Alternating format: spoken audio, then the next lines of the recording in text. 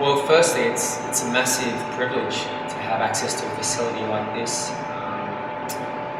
And a lot of the things that we've tested previously, but it's nice affirmation just to make sure things are still on track. And also every year new products come out, new helmets, new bikes, new wheels, tyres, and I think it's good just to keep abreast of all of that and make sure that you're optimising everything. I mean, ultimately my job is to perform well.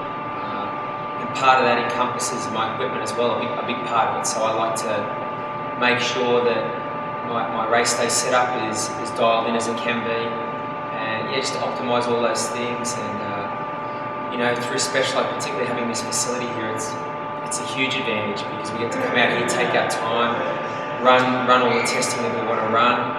Obviously, I let Chris and Mark dictate most of the protocol, but I have a little bit of input into the kind of things we want to test as well. And we come at it with some good data, just knowing that I think first and foremost we're on track and my position and my setup's pretty good, and that we're utilising the latest and greatest of what's available.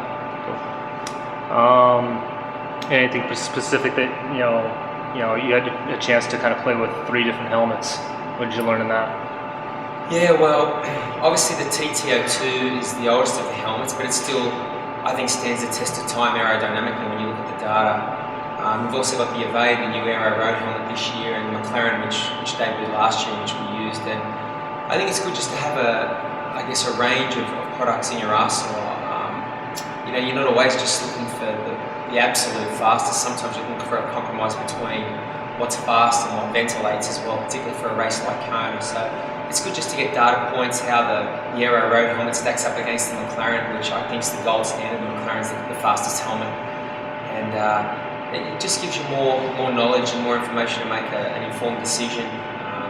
The first, I think, 4 years I raced in Kona, I raced a road helmet, and then I went to aero helmets the last 2 years. But it's just good to, I think, have the different options, and I think it's good to be armed with the information to make a smart decision.